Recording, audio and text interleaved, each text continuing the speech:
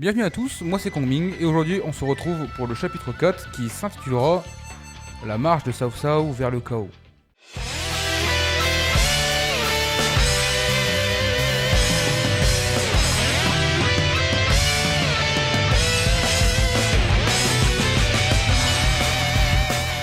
Nous sommes en 193. À la suite de la chute du gouvernement, Cao Cao continua de se créer une armée. Il avait déjà réuni pas mal de troupes à l'époque de Danzhou, mais cette fois-ci, il veut aller plus loin.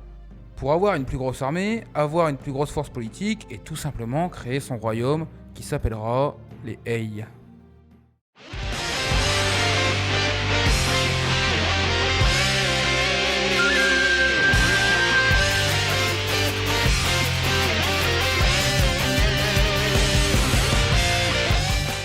Cao Cao va recruter des nouvelles troupes et pour cela, il se lance à la poursuite de restes des troupes qui faisaient partie des Turbans Jaunes. Cao Cao demanda conseil à son autre cousin, le seigneur Cao Ren. Cao Ren est décrit comme quelqu'un de très fort défensivement, c'est aussi quelqu'un de très loyal et qui a beaucoup d'expérience. Donc Cao Cao et ses troupes partent à la recherche des restes des Turbans Jaunes, pendant que Shao Dun, l'un des cousins de Cao Cao, se lance à la chasse de son côté.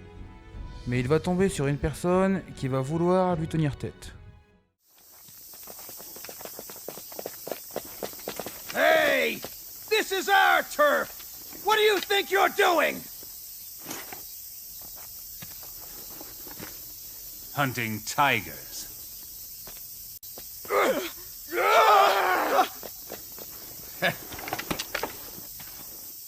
What are you leading the enemy here for? I'll get rid of them for you.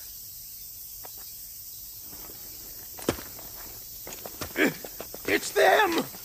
You teach them a lesson, will you?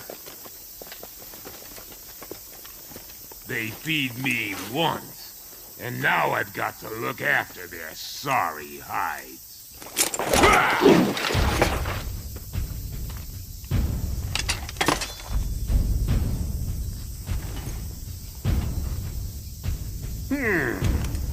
You might be worth the trouble.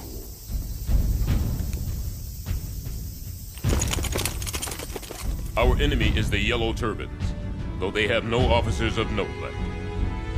But they still have numbers, and their tenacity must not be underestimated. I was hunting tigers, but I seem to have caught something better. He's strong, and I can vouch for his courage. He'd make a good bodyguard.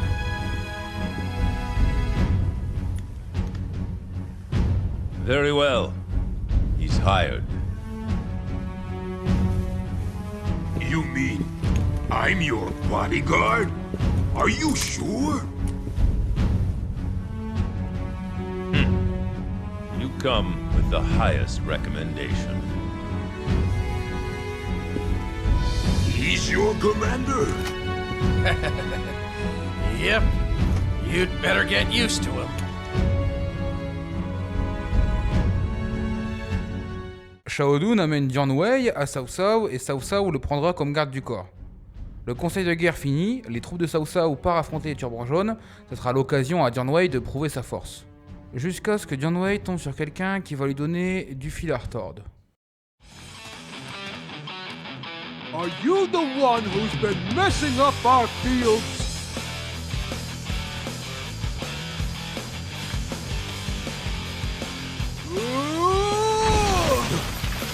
Such incredible strength! For my lord, I will stand my ground.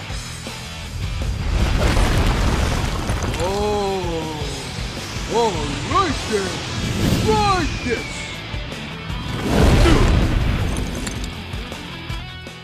Dian Wei tombe sur un géant nommé Shuzu. Au même moment, Cao Cao arrive sur les lieux. The commander! Get him! Look out! My lord, you must stay back! With a man like you protecting me, I can afford the odd adventure. My lord, please! Par la suite, Dian Wei va réussir à battre Shuzu. You mustn't. If this keeps up, we'll all go hungry. Trampled fighting. The fields and the people will starve. That's no good.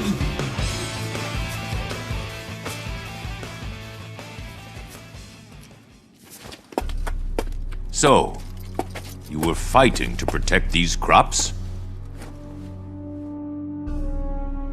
But try as you might, you cannot win. Your fields will be trampled in the end, no matter how many times you fight. No. So, what should I do? Join our cause. Fight to end this chaos, and to make the land rich and fertile once more. If I fight with you, the war will end? Everyone will get fed? That's right. Come, join us. Hey! Everyone! From now on, we fight with these guys! Cao Cao demanda à Shu Zu de le rejoindre. Shu Zu acceptera. Après les affrontements face aux turbans jaunes, Cao Cao et ses troupes rentrent sur leur territoire. Plus tard, certains stratèges proposent leur service à Cao Cao. Nous avons Gojia, qui est un stratège expérimenté, et Xun Yu, qui est un peu plus novice. Cao Cao avait bien agrandi ses troupes, et en plus, il avait même acquis un bon nombre d'officiers, alors pour fêter ça, il décide d'inviter son propre père, Cao Song. Cao Song traverse la province de Shu pour rejoindre son fils Cao Cao. Malheureusement, Cao Song ne quittera jamais la province de Shu. Il se fera assassiner là-bas. Quand Cao Cao a appris la nouvelle, il était furieux, et il accusera même le seigneur Tao Qian, qui gouvernait la province de Shu. Tao Qian lui répondit que non, il n'avait rien à voir avec la mort de son père. Tao Qian accusera des bandits ou des soldats locaux. Mais Cao Cao n'en tient pas compte, et il veut éliminer Tao Qian. Tao Qian n'a pas la puissance militaire pour se défendre face à Cao Cao. Alors il demanda de l'aide au seigneur Gon Sun San au nord. Heureusement pour Tao Qian, Gon Sun San répondit à l'appel et envoie des voyageurs qui passaient justement lui rendre visite. Et ces voyageurs, ce n'est pas n'importe qui, car il s'agit des trois frères Liu Bei, Guan Yu et Zhang Fei. Alors les trois frères partent à la rescousse de Tao Qian en compagnie de Zion, qui était l'officier de Gon Sun San.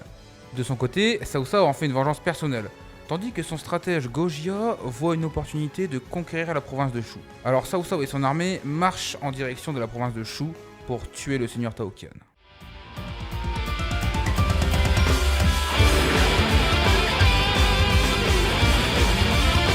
Pour cette bataille, nous avons les forces Hei et les forces de Tao Qian. Côté Hei, nous avons Cao Cao, Dian Wei, Zuzu, Gojia, Shao Dun, Sha Yuan et Cao Ren. Côté Tao Qian, nous avons Tao Qian, Liu Bei, Guan Yu, Zhang Fei, Zion et Jian Yong. Cao Cao et son armée arrivent du nord, Cao Cao positionne ses troupes défensives et il ordonna à Cao Ren de capturer la garnison centrale, ce que Cao Ren fera. Quant à Dian Wei et Zuzu, ils resteront au camp principal aux côtés de leur seigneur.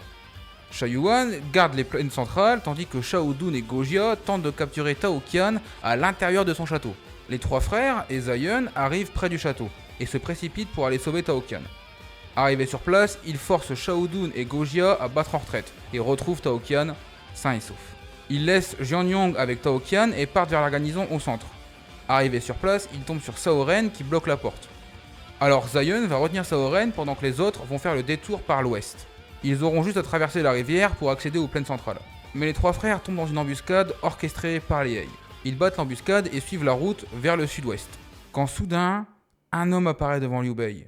Cet homme, c'est le seul et unique Lu Bu. Contre toute attente, Lu Bu vient aider Liu Bei à battre Cao Cao. Il avait réussi à fuir Chang'an en compagnie de Zheng Liao. Il est aussi accompagné de quelqu'un d'autre, Shang Gong, le stratège qui était aux ordres de Cao Cao, et qui avait aidé Cao Cao à fuir Liu Yang à l'époque de la tentative d'assassinat. En réalité, Shang Gong a trahi Cao Cao et a offert ses services à Lu Bu. Sur le champ de bataille, forcément, c'est la panique. Tout le monde voit Lu Bu et tout le monde essaye de fuir. Le champ de bataille se transforme en cimetière et les troupes de Lu Bu foncent vers le camp principal des Hei.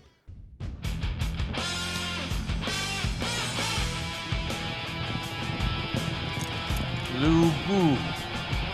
He's here already. Leave it to me! Yeah!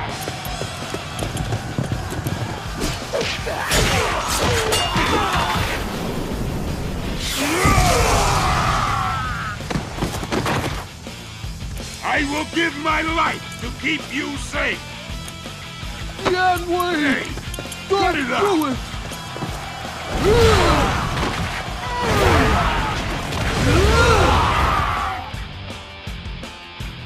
You and I have to stay alive. We're dead. We can't protect our lord.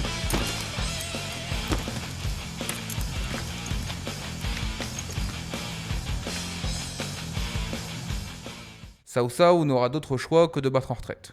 Les Hei quittent le champ de bataille et retournent sur leur territoire. De son côté, Liu Bei se pose des questions. Pourquoi Lu Bu est venu lui prêter main forte? Get out of here! Lord Liu Bei rules this land now! You can't ride roughshod over it anymore!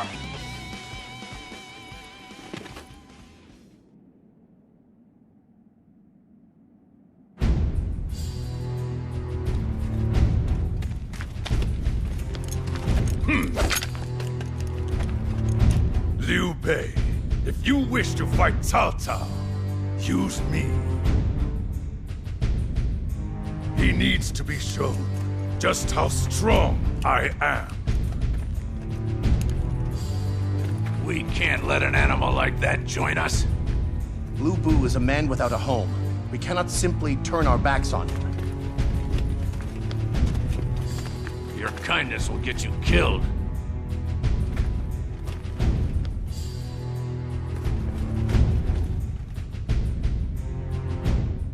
Liu Bei décide de prendre Lu Bu avec lui, mais est-ce la bonne décision?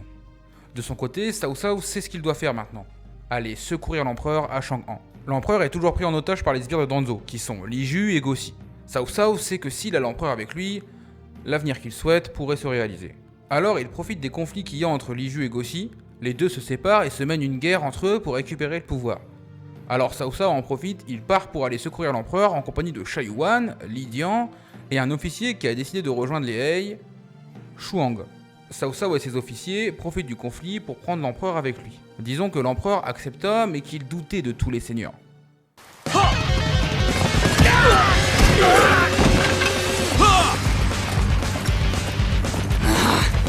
Gun are set now! There! Don't let them escape!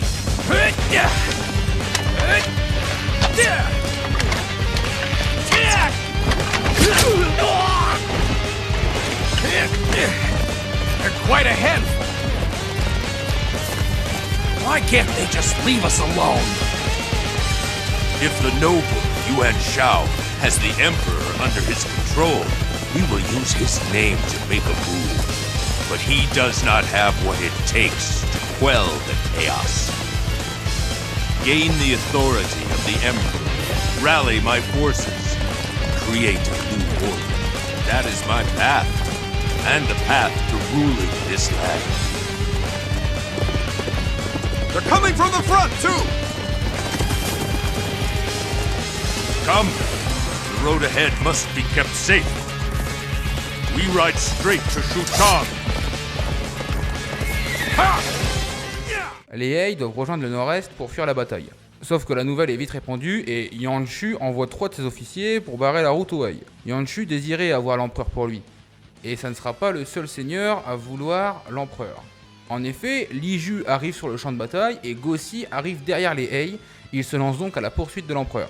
Les Hei arrivent à vaincre les officiers de Yuan Shu et continuent à avancer vers le point de fuite. Arrivé sur la route de Li Ju, ils décident de le contourner. Au même moment, Goxi arrive au niveau de Li Ju, ils décident donc tous les deux de se battre.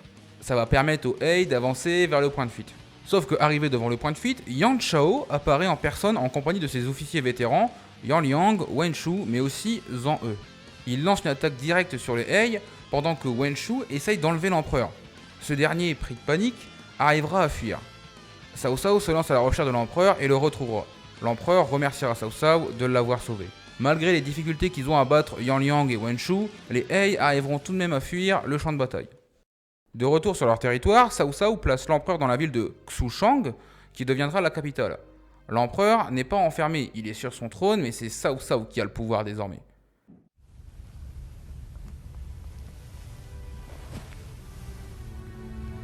Our lord has the Emperor under his thumb, yet he makes no move. And the first thing he does is give land to the peasants?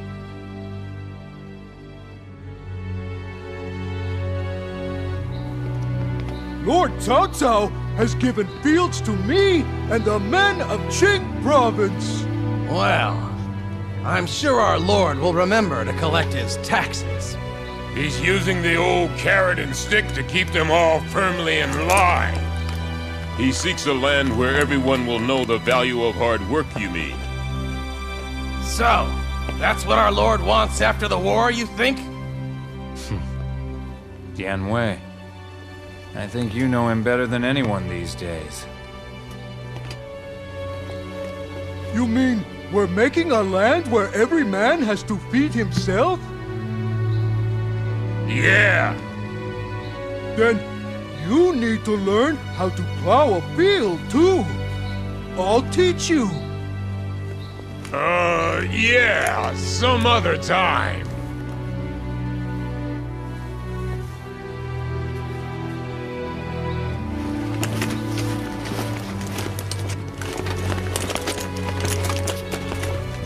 Yeah! Everyone has to pitch in. Come on! But I'm a warrior.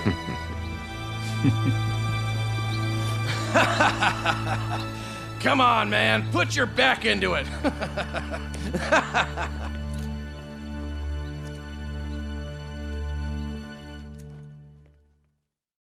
Maintenant que Cao Cao a une grande armée et l'empereur, il se décide à se lancer dans la conquête des autres territoires. De son côté, Tao Qian est mort de vieillesse, mais juste avant de mourir, il légua la province de Shu à Liu Bei. Mais Liu Bei ne se sentait pas capable de régner sur la province de Shu. Mais Tao Qian réitérait ses demandes et Liu Bei finit par céder. Liu Bei obtient la province de Shu avec ses frères et le fameux Lu Bu. Peu de temps après, Yan Shu attaque le sud de la province de Shu. Alors Liu Bei et Guan Yu décident de partir sur le champ de bataille en laissant le château à Lu Bu et à Zhang Fei. Zhang Fei voulait rester pour surveiller Lu Bu. Mais la question que je vous pose c'est, est-ce que Liu Bei a eu raison de faire confiance à Lu Bu? Now, Master Lu Bu, I leave you in charge. Zhang Liao, when I return, let us share a drink together. Good luck, Master Guan Yu.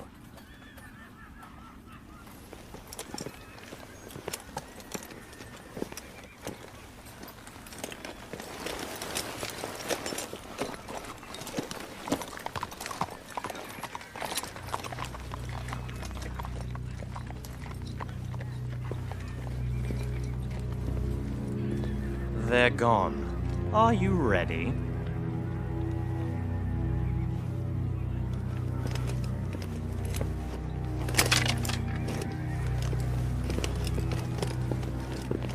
This land is yours. Yours for the taking, my lord. We shall fight all the way to the end. Now, to seize the land for Master Lu Bu.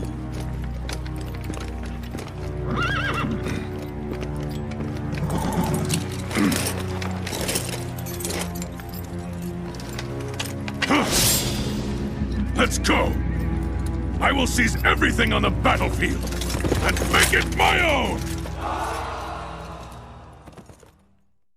Ça sera tout pour ce chapitre 4 qui résumait l'ascension de Cao Cao et les conflits qu'il a eus avec Tao Qian. Vous allez voir par la suite que ce conflit va pousser certains seigneurs à conquérir d'autres territoires. C'était un plaisir de vous présenter ce chapitre 4, mes réseaux sont dans la description, c'était Kong Ming, ciao ciao.